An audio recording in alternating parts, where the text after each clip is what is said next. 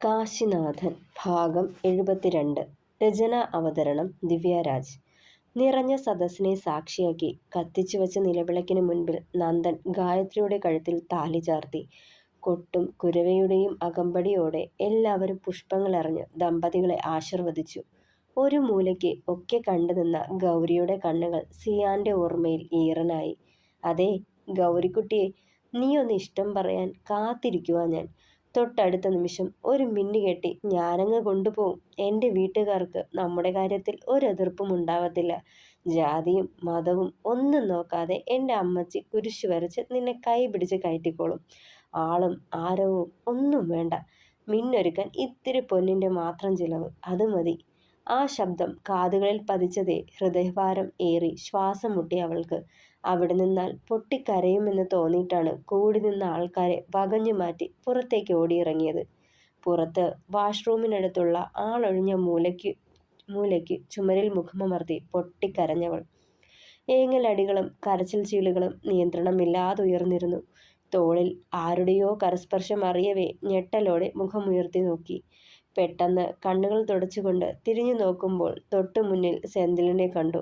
ആദ്യം ഒരു ഞെട്ടലായിരുന്നെങ്കിൽ മറ്റാരെക്കാളും തന്നെ ഏറെ മനസ്സിലാക്കിയതാണ് ആ മനസ്സെന്ന് അറിയാവുന്നതുകൊണ്ട് ആ നെഞ്ചിലേക്ക് മുഖം ചേർത്തവൾ.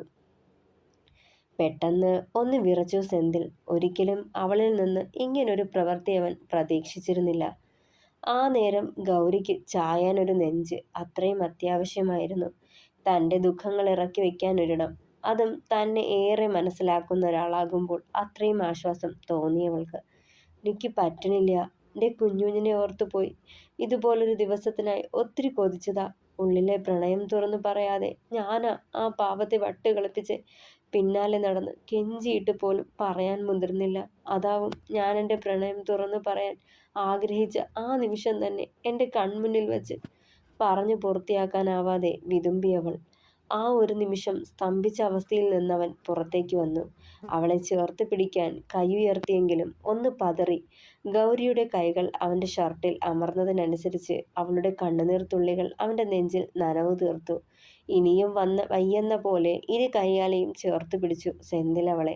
നെറുകിൽ അരുമയായി തലോടുമ്പോൾ അവളുടെ നോവറിഞ്ഞാവണം അവൻ്റെ കണ്ണുകളും ഈറനായത്. "കരയല്ലേ ഗൗരി, ഒന്നും മറക്കാനാവില്ലെന്നറിയാം. തന്നെ പ്രാണനെപ്പോലെ കരുതുന്നവരെ ഓർത്തെങ്കിലും എല്ലാം മറന്നൂടെ?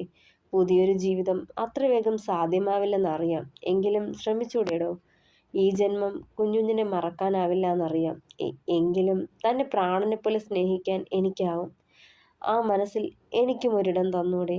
വിറയോടെ അവനത് ചോദിക്കുമ്പോൾ ഒരു നിമിഷം നിശ്ചലയായതുപോലെ കരച്ചിലുകളും ഏങ്ങലടികളും അവളിൽ നിലച്ചിരുന്നു.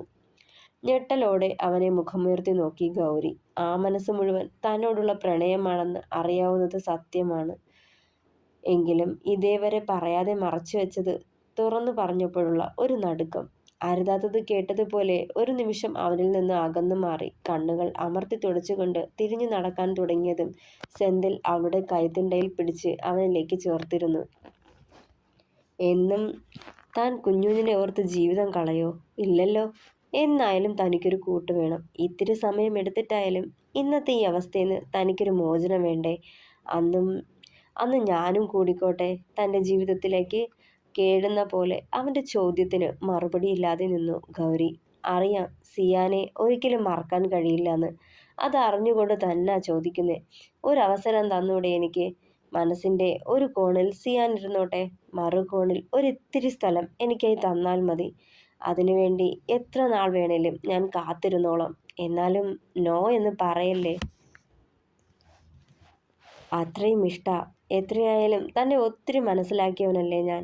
ജാതിയും മതവും ഒന്നും തനിക്ക് ഒരു പ്രശ്നമല്ലെങ്കിൽ എൻ്റെ പാതിയായിക്കൂടെ?" അവൾക്ക് എന്തെങ്കിലും തിരിച്ചു പറയാനൊരു അവസരം കൂടി കൊടുത്തില്ല സെന്തിൽ. മനസ്സിലുള്ളത് മുഴുവൻ തുറന്നു പറഞ്ഞു. ഒന്നും മിണ്ടിയില്ല ഗൗരി.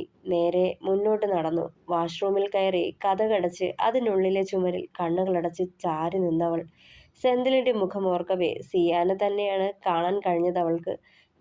പ്രണയാഭ്യർത്ഥനയുമായി തൻ്റെ പിന്നാലെ നടന്ന അവൻ്റെ മുഖം. ഉള്ളിലൊരു കനലെരിഞ്ഞു. എന്ത് മറുപടി കൊടുക്കണമെന്നറിയാതെ പതറിപ്പോയ നിമിഷങ്ങൾ. ഏറെ നേരം വാഷ്റൂമിൽ നിന്ന് കരഞ്ഞെന്നറിയില്ല. ഉള്ളിലെ നോവ് മുഴുവൻ കരഞ്ഞൊതുക്കുകയായിരുന്നു അവൾ. ഗൗരി, ഗൗരി! സെന്തിലിന്റെ പരിഭ്രമത്തോടെയുള്ള ശബ്ദം കേട്ടു. കൂടെ വാതിൽ നന്നായി തട്ടുന്നുമുണ്ട്. തന്നെ പുറത്തു കാണാനുള്ള അവന്റെ വെപ്രാളം. പെട്ടെന്ന് ചെന്ന് വാതിൽ തുറക്കുമ്പോൾ നെഞ്ചിൽ കൈവച്ച് കിതപ്പാറ്റുകയായിരുന്നവൻ. എന്താ ഗൗരി ഇത്? ഭയന്നുപോയി. പരിഭ്രമത്തോടെ അവളെ പിടിച്ച് പുറത്തേക്ക് മാറ്റിയവൻ. മരിച്ചു കളയില്ല, അതോർത്ത് ഭയക്കണ്ട. അങ്ങനെ ആയിരുന്നു വെച്ചാ എന്നെ ആവായിരുന്നു. വിളറിയ ഒരു പുഞ്ചിരിയോടെ അവളത് പറയുമ്പോൾ മുഖം താഴ്ത്തി കളഞ്ഞു സെന്തിൽ. ദേ കൊച്ചേ, ഞാൻ പറഞ്ഞത് തെറ്റായിപ്പോയെങ്കിൽ ക്ഷമിച്ചേക്ക്. ഇനി ഇതിന്റെ പേരും പറഞ്ഞ് പിന്നാലെ വരികയില്ല. എൻ്റെ മനസ്സിലുള്ളത് ഞാൻ പറഞ്ഞിട്ടുണ്ട്. ഇനി കാത്തിരിപ്പാണ്, നിന്റെ വാക്ക് പ്രതീക്ഷിച്ചുള്ള കാത്തിരിപ്പ്. നീ സമ്മതം അറിയിച്ചാൽ പിറ്റേന്ന് തന്നെ ഞാൻ അമ്മച്ചിയെയും കൂട്ടി പെണ്ണാലോചിക്കാൻ വരും. എനിക്കൊരമ്മച്ചി മാത്രമേ ഉള്ളൂ. ഞാനൊരു കുടുംബമാവുന്നതും പ്രതീക്ഷിച്ച് പ്രാർത്ഥനയും നേർച്ചകളുമായി കഴിഞ്ഞുകൂടുക ആ പാവം. ആളോട് നിന്നെപ്പറ്റി പറഞ്ഞിട്ടുണ്ട്. അവിടെ പിന്നെ എതിർപ്പൊന്നുമില്ല. ഏത് പെണ്ണായാലും എനിക്കിഷ്ടമുള്ളതിനെ അമ്മച്ചിയും ഇഷ്ടപ്പെടും എന്നാ എപ്പോഴും പറയാറ്. പിന്നെ നീ മറ്റൊരാളെയാണ് വിവാഹം കഴിക്കുന്നതെങ്കിൽ നിന്റെ ഓർമ്മയിൽ ശിഷ്ടകാലം ജീവിതം കളഞ്ഞു കുളിക്കത്തൊന്നുമില്ല. എനിക്ക് പറ്റിയ മറ്റൊരു പെങ്കൊച്ചിനെ നോക്കും. പക്ഷേ അതുവരെ ഞാൻ കാത്തിരിക്കും. എന്നെങ്കിലും നിന്റെ മനസ്സ് മാറുമെന്ന് ഞാൻ പ്രതീക്ഷിക്കും.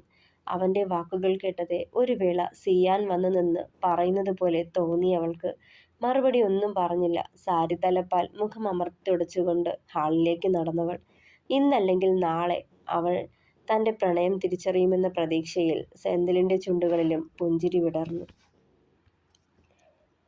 റിസപ്ഷന് പോകാനുള്ള തയ്യാറെടുപ്പിലായിരുന്നു വൈശു. പൊന്മാൻ നീലനിറത്തിലെ പട്ട് സാരിയുടുത്ത് അത്യാവശ്യം സിമ്പിളായിട്ടുള്ള ഓർണമെന്റ്സും ധരിച്ചു നിന്നപ്പോഴാണ് കാശി കുളി കഴിഞ്ഞ് കയറി വന്നത്. പെണ്ണിനെ അതിസുന്ദരിയായി ആ വേഷത്തിൽ കണ്ടതേ കള്ളച്ചിരിയായിരുന്നു അവന്റെ ചുണ്ടിന്റെ കോണിൽ. പിന്നിലൂടെ ചെന്നവളെ പുണർന്ന് തന്നിലേക്ക് ചേർക്കുമ്പോൾ അവന്റെ ദേഹത്തെ നനവ് അവളിലേക്കും പടർന്നിരുന്നു. കണ്ണേട്ടാ, തമാശിക്കാ ചെക്ക? ഇത്തിരി കൂർപ്പിച്ചു നോക്കിയവൾ. തമാശയല്ല എൻ്റെ വൈശുവേ, കാര്യായിട്ടാ. കഴുത്തിടുക്കിലേക്ക് അവന്റെ മുഖമമർന്നതും ഒന്ന് വിറച്ചവൾ. കൂടുതൽ കുസൃതിയൊന്നും വേണ്ട കേട്ടോ കണ്ണേട്ടാ, റിസപ്ഷന് സമയായി. അവൾ അവന്റെ വയറിലൊന്ന് പിച്ചി. ആഹാ, അതിനെ റിസപ്ഷൻ നന്ദന്റെയും ഗായുവിൻ്റെയുമാ, നിന്റെ അല്ല കേട്ടോടി. അതുകൊണ്ടേ നീ മെല്ലെ പോയാൽ മതി. പറഞ്ഞതിനൊപ്പം പെണ്ണിനെ എടുത്ത് ടേബിളിന് മുകളിൽ ഇരുത്തി. നനുത്ത അവളുടെ അധരങ്ങളെ മെല്ലെ നുകർന്ന് സ്വന്തമാക്കുമ്പോൾ കാശിയിലെ പ്രണയഭാവങ്ങൾ തീവ്രത കൈവരിച്ചിരുന്നു. മെല്ലെ ഉയർത്തിയെടുത്ത് കട്ടിലിലേക്ക് കിടത്തേണ്ട താമസം. പെണ്ണ് കുതറി എഴുന്നേറ്റ് ചാടി ഓടി പുറത്തേക്ക് പാഞ്ഞിരുന്നു, ഒരു പൊട്ടിച്ചിരിയോടെ. നിനക്ക് ഞാൻ വെച്ചിട്ടുണ്ട് ട്ടാ വൈഷ്ണവി ടീച്ചറെ. ചെക്കൻ്റെ കടുത്ത ശബ്ദം പിന്നീന്ന് കേട്ടു. നമുക്ക് കാണാട്ടോ കള്ളക്കണ്ണ. അകന്നു പോകുന്ന അവളുടെ പാദസ്വര കിലുക്കം കേട്ടുകൊണ്ട് നറുചിരിയോടെ ഷർട്ടെടുത്ത് ധരിച്ചവൻ. റിസപ്ഷനൊക്കെ വർണ്ണാഭമായി തന്നെ നടന്നു. വലിയൊരു ഓഡിറ്റോറിയത്തിൽ വധൂവരന്മാർക്കിരിക്കാൻ പ്രത്യേകം ഡിസൈൻ ചെയ്ത സ്റ്റേജിൽ നന്ദനും ഗായവും ഇരുന്നു. അവർക്ക് അഭിമുഖമായി ബന്ധുക്കളും ഫ്രണ്ട്സും നന്ദന്റെയും ഗായത്രിയുടെയും സഹപാഠികളും നന്ദന്റെ ഡിപ്പാർട്ട്മെന്റിലുള്ളവരും ഒക്കെ വന്നിരുന്നു. വൈശുവും കണ്ണനും സെന്തിലും പാച്ചുവും ഭാമയും കുഞ്ഞും അച്ചുവും ഒരിടത്തുകൂടി അല്പം മാറിയിരുന്ന് ഗൗരിയെ കൂടി അച്ചുവും വൈശുവും കൂടി പിടിച്ച പിടിയാലെ കൊണ്ടുചെന്ന് സെന്തിലിന്റെ തൊട്ടരികിലെ ചെയറിലിരുത്തി. ആഘോഷങ്ങൾ കൊഴുപ്പിക്കാൻ ഗാനമേളയും അറേഞ്ച് ചെയ്തിരുന്നു. വരികളിലൂടെ ലയിച്ചിരിക്കുമ്പോഴും സെന്തിലിന്റെ കണ്ണുകൾ ഗൗരിയെ തേടിപ്പൊയ്ക്കൊണ്ടിരുന്നു. അവന്റെ നോട്ടം തന്നിലാണെന്ന് മനസ്സിലായതേ മുഖം ഇരുന്നവൾ വീണ്ടും വരികൾ തുടർന്നതും പാച്ചന്റെ കണ്ണുകൾ അശ്വതിയെ തേടിയെത്തി. അവളുടെ നോട്ടവും അവനിലേക്കെത്തിയിരുന്നു. പെട്ടെന്ന് പരിഭ്രമത്തോടവൻ മുഖം തിരിച്ചു കളഞ്ഞു. വൈശുവിന്റെ വലതു കൈയിൽ കണ്ണന്റെ ഇടതു കൈ അമർന്നു. വിരലുകളിൽ വിരലുകൾ കോർത്ത് കരങ്ങൾ മുറുകെ പിടിക്കുമ്പോൾ ഗാനത്തിന്റെ വരികൾ പോലെ അവന്റെ ഹൃദയവും പ്രണയമെന്ന മധുവിനാൽ നിറയുന്നുണ്ടായിരുന്നു. റിസപ്ഷനൊക്കെ കഴിഞ്ഞ് എല്ലാവരും നേരെ നന്ദന്റെ വീട്ടിലേക്ക് തന്നെയാണ് പോയത്. ആദ്യ രാത്രിക്ക് വേണ്ടി ഗായുവിനെ ഒരുക്കിയത് ഭാമയും അച്ചുവും വൈശുവും കൂടി ചേർന്നാണ്. പയ്യൻസ് മൂന്നാളും കൂടി അന്നേരം നന്ദന്റെ റൂമിൽ മണിയറയുടെ അവസാനഘട്ട ഒരുക്കങ്ങളിലായിരുന്നു.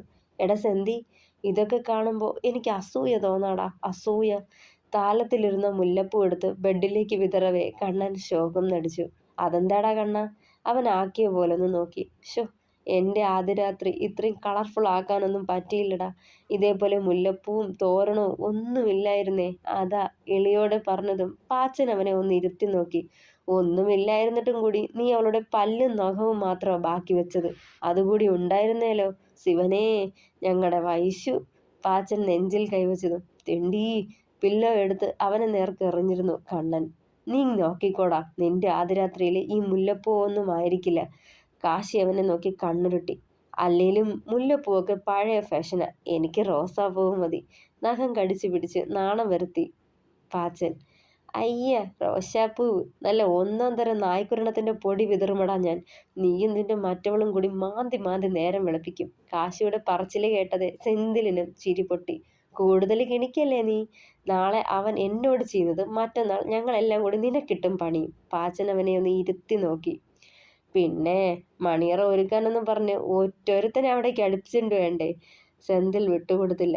നിനക്ക് പിന്നെ മണിയറയൊന്നും വേണ്ടല്ലോ, ഏതേലും തൊഴുത്തായാലും മതി. തൊഴുത്തിൽ കുത്തി പാച്ചൻ ഇളിച്ചതും അത് നിന്റെ മറ്റവനാടാ. സെന്തി അവന്റെ കൈ പിടിച്ച് പിന്നിലേക്ക് വെച്ച് കുനിച്ചു നിർത്തി 2 ഇടി വെച്ച് കൊടുത്തു, വേദനിപ്പിക്കാതെ. എടാ, കഴിഞ്ഞില്ലേ? നന്ദൻ കുളി കഴിഞ്ഞ് ഒരു ടവലും എടുത്ത് ഇറങ്ങിയിരുന്നു. എടാ, നീ ഇപ്പോഴേ തുടങ്ങാൻ പോവാ? അവള് വന്നില്ലടാ. അവനെ അടിമുടി ഒഴിഞ്ഞുകൊണ്ട് പാച്ചൻ കളിയാക്കി. ഈവൻ പോടാ. നറുചിരിയോടെ ഒരു സാധാ ടീഷർട്ടും മുണ്ടും എടുത്തണിഞ്ഞു നന്ദൻ. അപ്പോഴേക്കും ഗായകനെയും കൊണ്ട് വൈശുവും അവിടേക്ക് വന്നിരുന്നു. ആഹാ, മണിയറ ഇതുവരെ ഒരുക്കി കഴിഞ്ഞില്ലേ? ഇതാ പറയണത്, ആള് കൂടെ പാമ്പ് ചാവില്ലാന്ന്. വൈശു മൂന്നിനെയും കുറിപ്പിച്ചു നോക്കി. ആദ്യരാത്രി കഴിഞ്ഞില്ലടി, അതിനു മുന്നേ പാമ്പിനെ കൊല്ലല്ലേ നീ? പാച്ചൻ മറ്റൊരർത്ഥത്തിൽ പറഞ്ഞതും വൈശു നെറ്റിച്ചുളിച്ച്. അതെന്താ അങ്ങനെ പറഞ്ഞേ? പെണ്ണിന്റെ ചോദ്യം കേട്ടതെ മൂന്നും കൂടി പാച്ചനെ നോക്കി പല്ല് ഞെരിച്ചു. അത് എടാ കണ്ണ, നീ ഈ ഇള്ളാക്കുഞ്ഞിനെയാണോടാ നീ? പാച്ചൻ ധൈര്യത നിറച്ച് കണ്ണനെ നോക്കി. അതെ വൈശുവേ, അത് ഞാൻ വീട്ടിൽ ചെന്നിട്ട് പറഞ്ഞു തരാം. അവിടെ നമുക്ക് ഒരു മണിയറ ഒരുക്കിയാലോ എന്ന കള്ളച്ചിരിയോടെ അവൾക്ക് കേൾക്കാൻ പാകത്തിന് പറഞ്ഞതും വയറ്റിലൊന്ന് അമർത്തിപ്പിച്ചിയവൻ. ഔ നോവാൽ കണ്ണൻ അവളുടെ കയ്യിൽ പിടിമുറുക്കി. അവന്റെ ബൂതി തീർന്നു കാണും. കണ്ണൻ വയറ് തടവുന്നത് കണ്ട് പാച്ചൻ പിറുപിറുത്തു. അപ്പൊ ശരി, ഞങ്ങളെ നിക്കണോ പോണോ? നന്ദനെ നോക്കി പാച്ചൻ കാൽവിരൽ കൊണ്ട് നിലത്ത് കളം വരച്ച് കാട്ടി. വാട മരപ്പെട്ടി. സെന്തിൽ അവനെയും തൂക്കി റൂമിൽ നിന്ന് പുറത്തേക്കിറങ്ങി. പിന്നാലെ കണ്ണന്റെ കൈയും പിടിച്ച് വലിച്ചുകൊണ്ട് വൈശു. നിറഞ്ഞു തുളുമ്പുന്ന പാൽ ഗ്ലാസുമായി മുഖം കുനിച്ച് വിറയോടെ നിന്ന ഗായുവിന്റെ കയ്യിൽ പിടിച്ച് റൂമിലേക്ക് കയറ്റി വാതിലടച്ചിരുന്നു നന്ദനും. തുടരും. അപ്പോൾ അഭിപ്രായങ്ങൾ പറയണേ.